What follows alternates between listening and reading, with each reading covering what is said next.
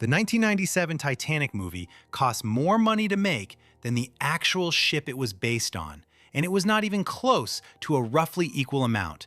That single fact illustrates the unusual scale of this production from the very beginning. We are looking at 12 distinct moments that demonstrate how this film balanced between extreme ambition and reckless decision-making. The first point concerns the budget directly.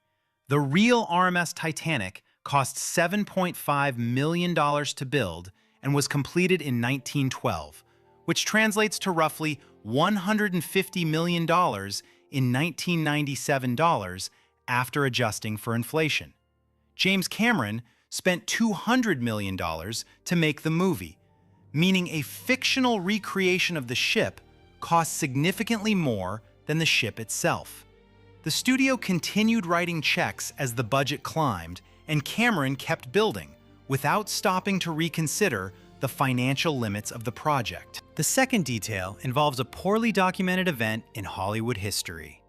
While filming on location in Nova Scotia, Canada, an unidentified person secretly mixed PCP, a powerful hallucinogenic drug, into the film crew's clam chowder.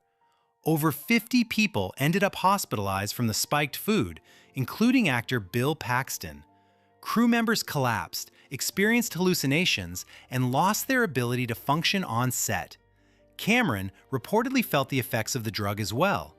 The case went to the local police for investigation, but was eventually dropped, and the person responsible was never caught, leaving 50 poisoned people without any answers. The third detail involves a famous sequence you have probably watched many times. During the scene where Jack sketches Rose's portrait, the hands moving the pencil across the page actually belong to James Cameron rather than Leonardo DiCaprio.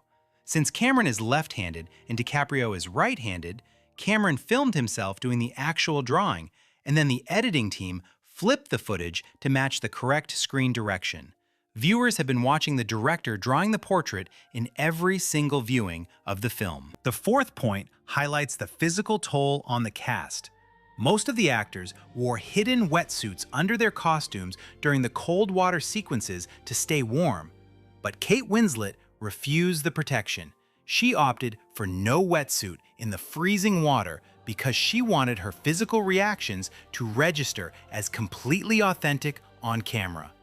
The result of that decision was a severe case of hypothermia that she has discussed in interviews ever since. Her commitment yielded a strong performance in those final act scenes, even if the approach carried genuine physical risk. The fifth detail alters the context of the iconic bow shot. When Jack stands at the front of the ship with his arms spread wide and yells his famous line, the background heavily relied on green screen technology, with computer-generated water, sky, and ship extensions added in post-production. DiCaprio, however, stood on a physical, full-scale ship set built over a real water tank in Rosarito, Mexico. The drop below him was a genuine physical height, and the wind hitting his face was real weather, producing a reaction that did not entirely require acting. The sixth fact emerged from DiCaprio getting spontaneously creative between takes. The sequence where Jack teaches Rose to spit over the ship's railing was never written in the script. DiCaprio improvised the entire exchange on the spot, and Cameron decided to keep rolling the camera to capture it. The interaction stayed in the final cut because it succeeded in making Jack and Rose feel like authentic friends messing around, achieving a natural dynamic that the written script had not yet established. The seventh point involves a scientist with a specific complaint and a highly stubborn director. Astrophysicist Neil deGrasse Tyson spotted that the star field visible in the famous night sky scene during the sinking showed the wrong constellations for April 1912 in the North Atlantic.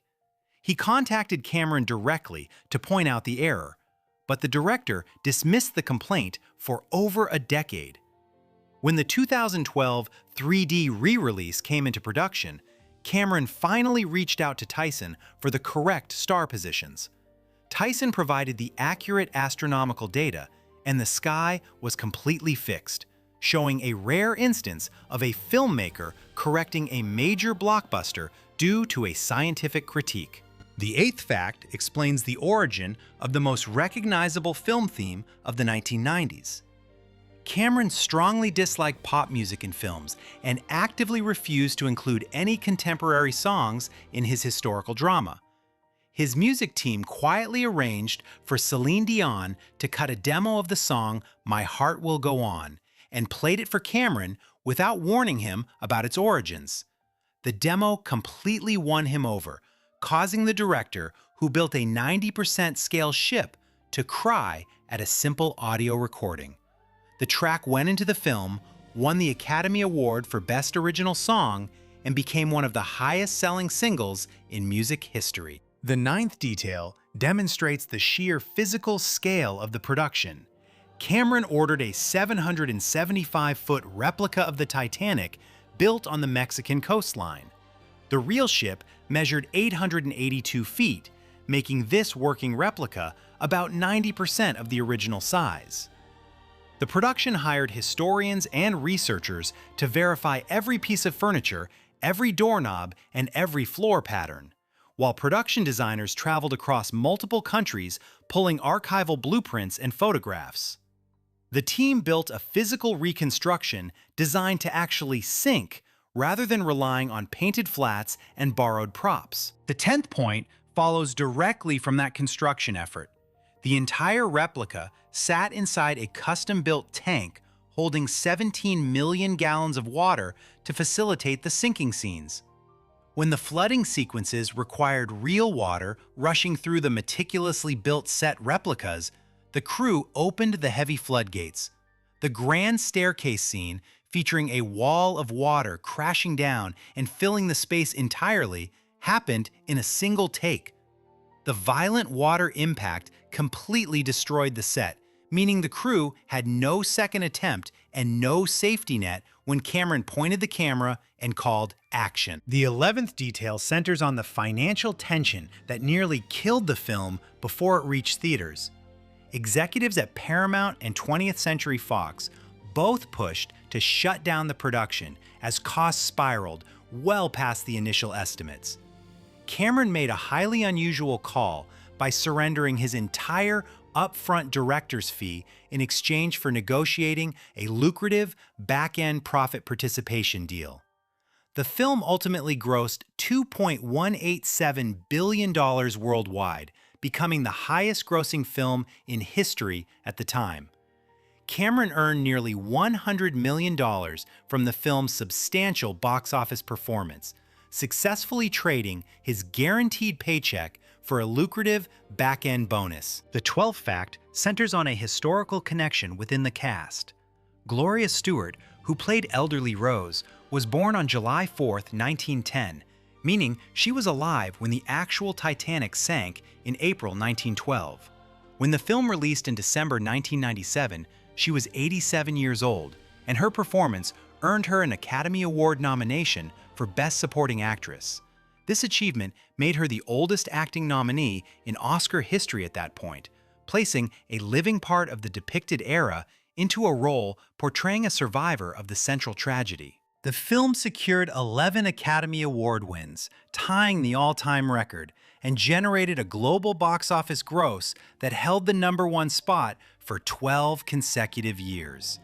The production involved a poisoned crew, a director who surrendered his salary, an astrophysicist who corrected the stars, and a singer whose definitive theme song faced intense early resistance. The chaotic, expensive, and difficult decisions that went into making this film ultimately produced one of the most widely watched movies ever put on screen.